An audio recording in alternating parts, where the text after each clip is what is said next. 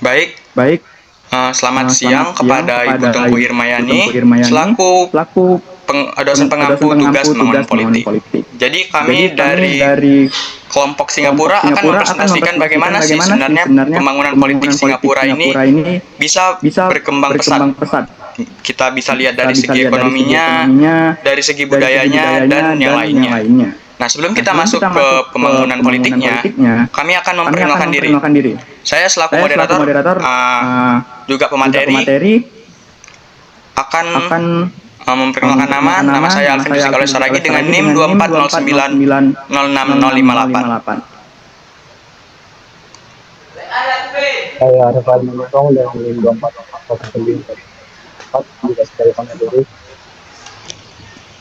Saya Fazaisan Syauqi dengan NIM 240906066 sebagai pemateri.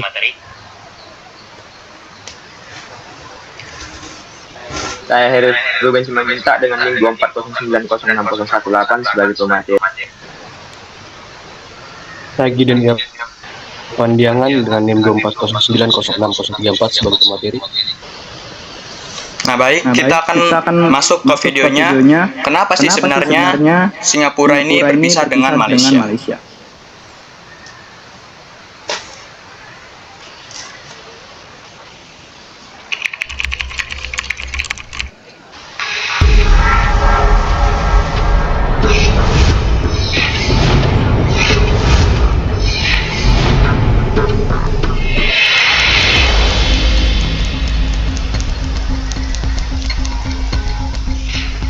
This letter was sent from Lord Head, the High Commissioner from Britain to Malaysia, to the Commonwealth Relations Office. This was sent on 8 August 1965. So it was listed as the emergency telegram. It's going to be secret also. The federal government will announce Singapore will leave the Federation and be independent. There are some very sharp observations in this letter about the Tengku and Lee Kuan Yew by British officials. There is personal antipathy between the Tengku and Lee, the old feudalist and the socialist intellectual. There is, however, a real and fundamental conflict of interest. The Tengku and all his supporters are absolutely determined that Malayans should rule the roots in Malaysia. They have real and intelligible fears that a genuinely multiracial state would leave them in a position of inferiority. It was there in London that he made a significant decision. These are from the archives of Tengku's column called Looking Back. He wrote for the Star newspaper.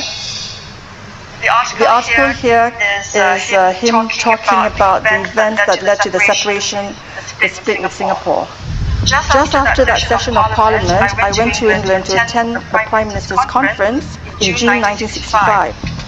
But I landed instead in the London clinic with an attack of shingles, a nerve disease of racking, unbearable pain.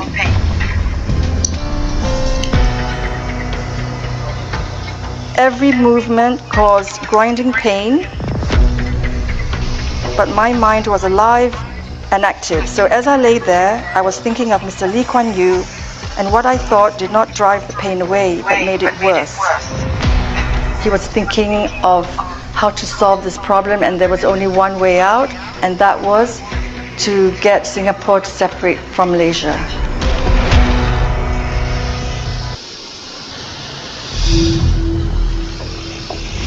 On July the 1st, 1965, I wrote to Tun Abdul Razak from the London clinic saying, I have given myself time to think about Lee Kuan Yew. Perhaps it would be a good thing to talk with him now, but ultimately I fear we will have no choice but to cut out Singapore from Malaysia in order to save the rest of the body from gangrene.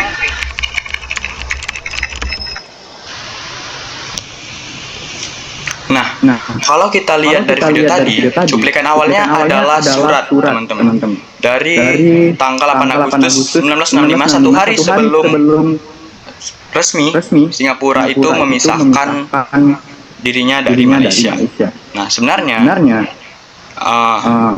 ada konflik kepentingan, teman-teman, dari dua dari dua tokoh antara Lee Kuan Yew dan juga Tunku Abdul Rahman. Jadi intinya kalau Lee Kuan Yew itu ingin punya multiras, tidak ada ras-ras terkhusus gitu.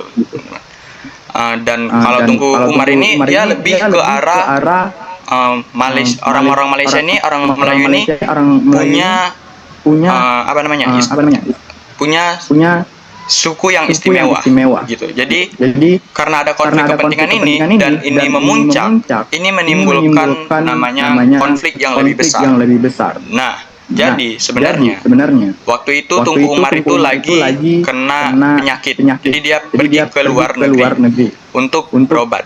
Nah, karena semakin besarnya konflik itu, Tunku Umar itu lebih mementingkan bagaimana supaya negara atau Federasi Malaysia ini lebih aman dan tidak ada lagi kerusuhan di jalan karena adanya konflik kepentingan ini.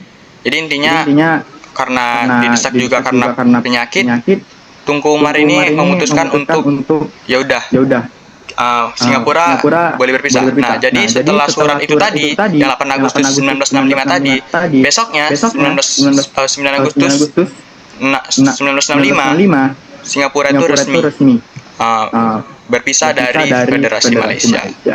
Nah, mungkin sedikit saja selanjutnya akan dilanjutkan oleh teman saya terkait ASEAN.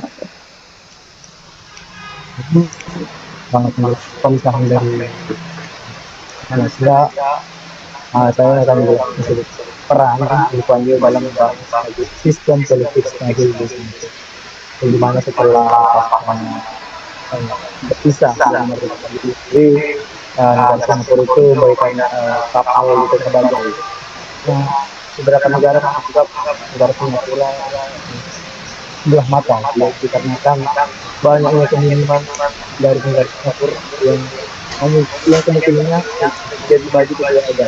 Namun di bawah kepemimpinan Lee Kuan Yew, di mana Singapura itu dapat menjadi negara yang bangkit dengan menggunakan apapun yang ada dalam negara tersebut. Dan Lee Kuan Yew memiliki beberapa peran, yaitu di bagian sisi kepemimpinan Lee Kuan Yew, di mana salah satunya dia memperoleh peran dan menekankan pada kekerasan kuat, di mana ini bagian kepemimpinan berdasarkan kemampuan. Lalu dia mendorong sistem terorisme dari Singapura yang berusaha untuk mengucapkan aktif supaya tidak ada ketegangan yang menimbulkan konflik tersebut. Lalu ada strategi dalam peran yaitu sebagai pemimpin kalau partai seperti Lee Kuan Yew memperkuat pilar pemerintahan dan memberikan praktis untuk ini tersebut moral di mana berkenaan dengan tersebut.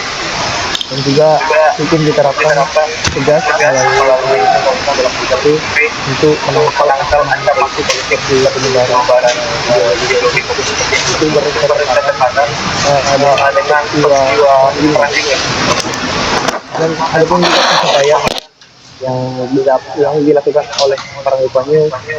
Yang pertama, Singapura menikmati stabilitas politik yang berpanjang dengan transisi kepemimpinan yang menangis bahkan setelah presiden. Lalu harmoni sosial diterapkan di tengah keberagaman yang ada di Singapura. Lalu pemerintah yang bersih dari tidak korupsi yang menjadikan Singapura negara tingkat korupsi terendah.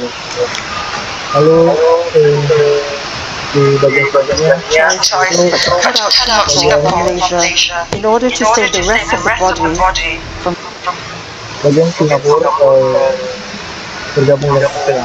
Ini kami tidak terlalu berjalan, kami melakukan penjelasan.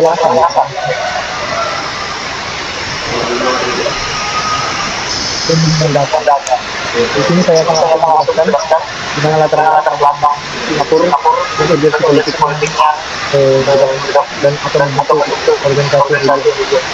Jadi setelah pemisahan dari Federasi Malaysia, Singapura mengenal sosial dan komisi kolonial terutama Federasi Malaysia tepatnya tahun 2003 dengan sebagian negara kecil dengan bergantung pada perdagangan, Singapura merupakan aliansi untuk mengatur perdagangan.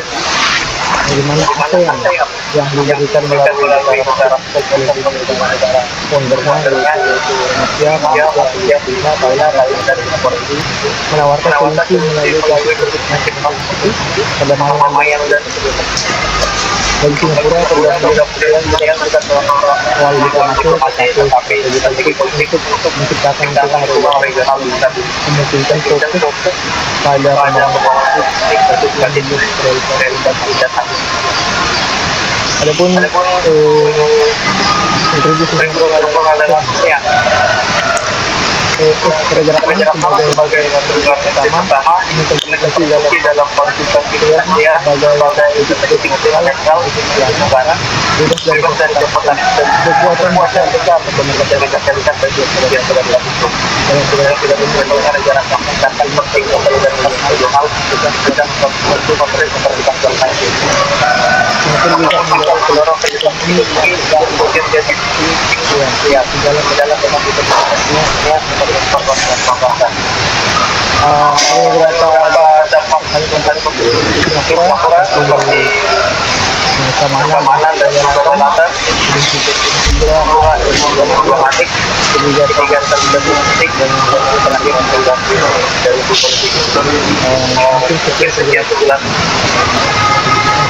Selebihnya saya akan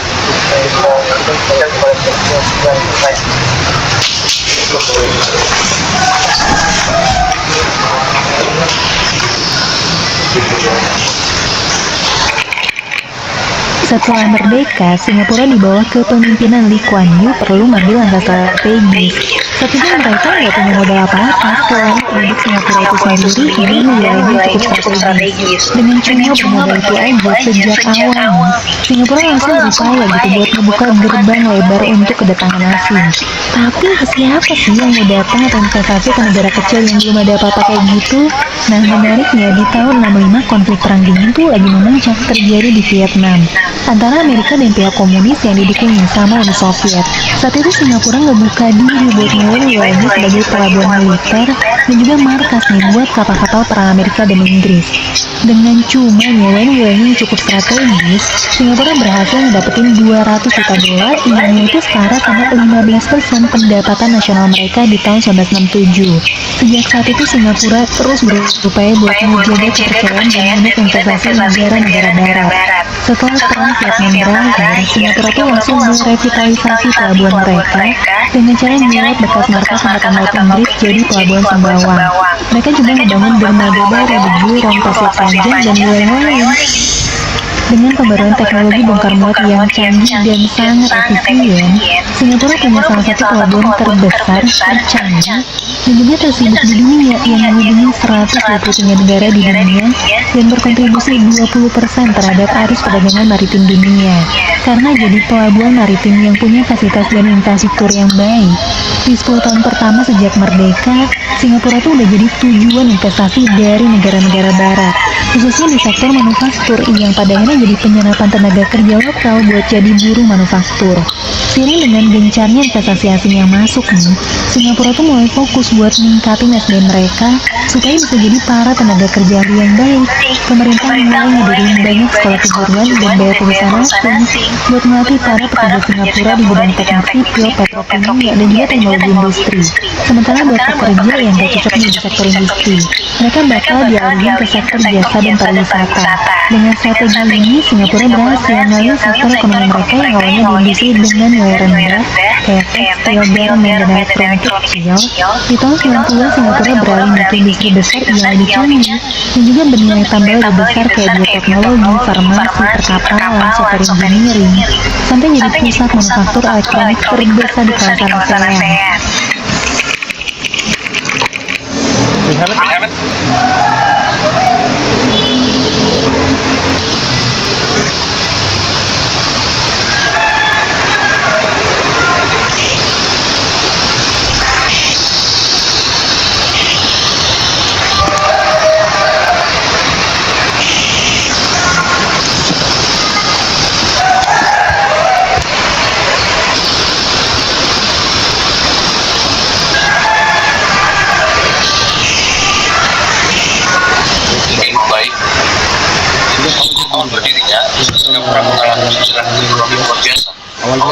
kolonial Inggris sejak tahun 1819, Singapura ini hanyalah pelabuhan dagang kecil yang dimanfaatkan sebagai titik transit dalam jalur perdagangan antara India dan Tiongkok.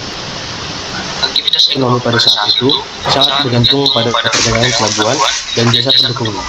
Setelah mengalami masa pendudukan Jepang selama Perang Dunia Kedua, kondisi ekonomi Singapura sempat hancur dan menghadapi berbagai tantangan seperti pengangguran yang tinggi dan kemiskinan. Setelah meraih kemerdekaan pada tahun 1965 di bawah kepemimpinan Lee Kuan Yew, Singapura mulai membangun fondasi ekonomi modern. Pemerintah mengadopsi strategi perdagangan dan pembangunan yang berbasis industrialisasi dan investasi asing. Melalui lembaga seperti Economic Development Board atau EDB, Singapura berhasil menarik banyak perusahaan multinasional untuk mendirikan pabrik dan kantor di sana. Fokus utamanya diarahkan pada pembangunan infrastruktur, peningkatan kualitas pendidikan, dan pembentukan tenaga kerja yang teratur. Dalam waktu singkat, Singapura berubah dari ekonomi padat karya menjadi pusat industri manufaktur berteknologi tinggi. Pada 1980-an hingga 1990-an, negara ini mulai melakukan diversifikasi ekonomi dengan mengembangkan sektor jasa, khususnya keuangan, logistik, dan pariwisata. Nah, memasuki era tahun 2000-an, Singapura bertransformasi menjadi pusat ekonomi global yang berfokus pada inovasi, teknologi, dan layanan keuangan internasional. Pemerintah mendorong pertumbuhan ekonomi berbasis pengetahuan, sekaligus berpartisipasi aktif dalam berbagai perjanjian perdagangan bebas internasional. Sektor bioteknologi, fintech, dan teknologi informasi bertumbuh pesat, yang menjadikan Singapura ini merupakan salah satu negara paling kompetitif di dunia. Selanjutnya penjelasan dilanjutkan oleh rekan saya.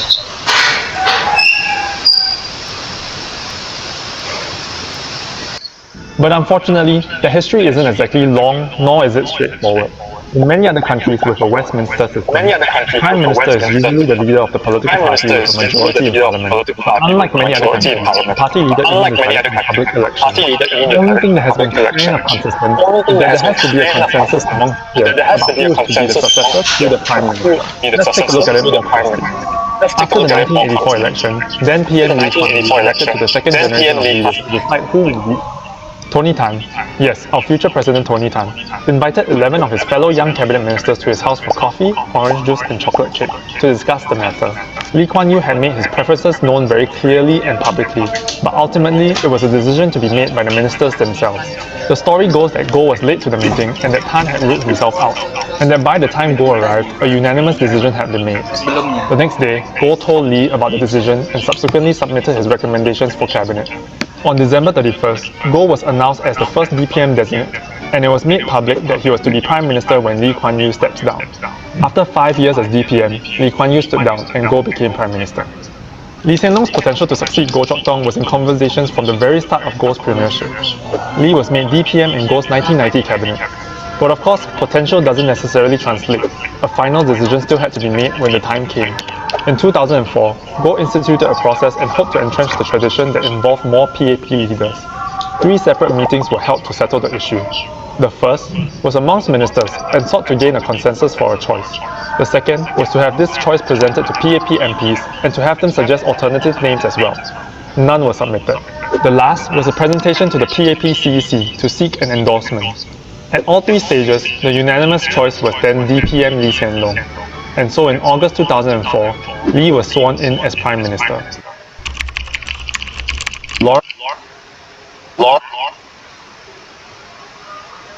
Ya, di sini saya akan menjelaskan tentang sistem pemerintahan di Singapura. Sama seperti di Indonesia, teman-teman, Singapura menggunakan sistem trias politika. Mereka punya lembaga legislatif berwujud Member of Parliament Singapura atau MP, atau bisa dibilang DPR versi mereka, yang tugasnya membuat dan mengesahkan aturan atau undang-undang. Kemudian ada Presiden, Perdana Menteri, Kabinet dan Menteri-menterinya sebagai lembaga eksekutif yang tugasnya menjalankan undang-undang, dan ada juga lembaga yudikatif sebagai lembaga peradilan yang mengawasi lembaga eksekutif dan legislatif. Wujudnya berbentuk Mahkamah Agung dan juga Pengadilan Negara. Meskipun sama-sama menganut trias politika, ada beberapa perbedaan antara sistem pemerintahan Indonesia dan sistem pemerintahan Singapura. Salah satu yang paling terlihat adalah pada tugas pokok dan fungsi daripada presiden. Indonesia menganut sistem demokrasi presidensial yang mana presiden punya dua peran sekaligus, yaitu sebagai kepala negara dan sebagai kepala pemerintahan. Sedangkan Singapura menganut sistem demokrasi parlementer, yang mana presiden hanya berperan sebagai kepala negara. Fungsi kepala negara itu sebagian besar bersifat seremonial dan juga diplomatik, yang mewakili Singapura di ranah nasional maupun ranah internasional.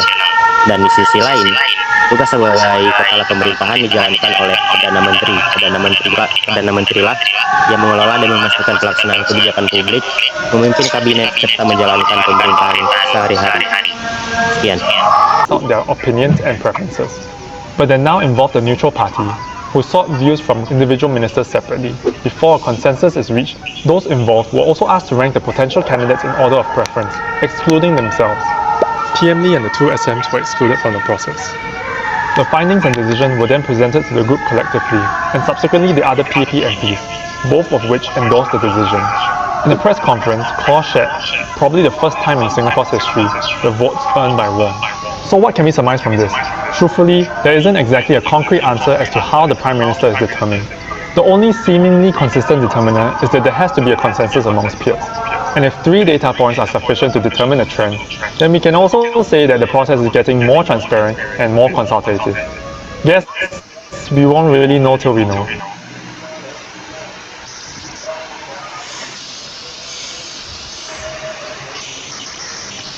Oke, di sini saya akan menjelaskan sebagai sedikit materi tambahan mengenai negara Singapura, yaitu tentang keadaan kontemporer Singapura saat ini. Yang pertama pada bagian politik, yaitu partai penguasa dan pergantian kepemimpinan. Partai Aksi Rakyat atau People Action Party masih dominan sejak kemerdekaan. Pemilihan umum selalu memenangkan Partai People Action Party dengan mayoritas kursi yang besar. Pada Mei 2024 di Lee Hsien Loong menyerahkan jabatan Perdana Menteri kepada Lau Cheng Kwong yang sebelumnya menduduki posisi Wakil Perdana Menteri dan Menteri Keuangan. Prosesnya cukup teratur, sebagian besar dari rencana transisi internal PAP. Wong juga terpilih sebagai Sekretaris Jenderal Partai PAP serta menggantikan Lee Hsien Loong pada akhir 2024. Lalu ada pada bagian ekonomi mengenai pertumbuhan dan tantangan ekonomi. Meskipun Singapura telah menikmati pertumbuhan ekonomi yang kuat, ada gejala perlambatan. Misalnya proyeksi pertumbuhan untuk 2025 agak moderat dibanding tahun-tahun sebelumnya. Investasi penting, terutama di sektor manufaktur tingkat tinggi, jasa profesional dan juga keuangan. Pemerintah terus fokus pada inovasi, kecerdasan buatan, dan diversifikasi ekonomi agar tidak terlalu bergantung pada impor dan yang terakhir ada pada bagian sosial yaitu pembangunan kesejahteraan dan mobilitas sosial. Pada bagian ini Singapura terus menekankan pendidikan, jasa kesehatan, infrastruktur publik yang berkualitas tinggi sebagai bagian dari program sosial kepada warganya. Banyak program bantuan sosial dan subsidi untuk kelompok berpendapatan rendah atau menengah sebagai penunjang kesejahteraan rakyat Singapura. Sekian dari saya. Oke, baik. Nah, dari materi yang kami sampaikan, kita bisa tahu nih, kalau misalkan Singapura itu bisa maju karena ada kerjasama juga dengan ASEAN dan juga membangun ekonomi dengan kecerdasan mereka, dari mereka mulai menyewakan tempat mereka untuk perang pada waktu itu, dan kita bisa mengetahui bagaimana pembangunan politiknya dimulai dari sistem-sistem politiknya dan juga masa kontemporernya sekarang. Nah, mungkin itu saja yang bisa kami sampaikan. Kalau ada yang salah kami mohon maaf. Selamat siang dan terima kasih.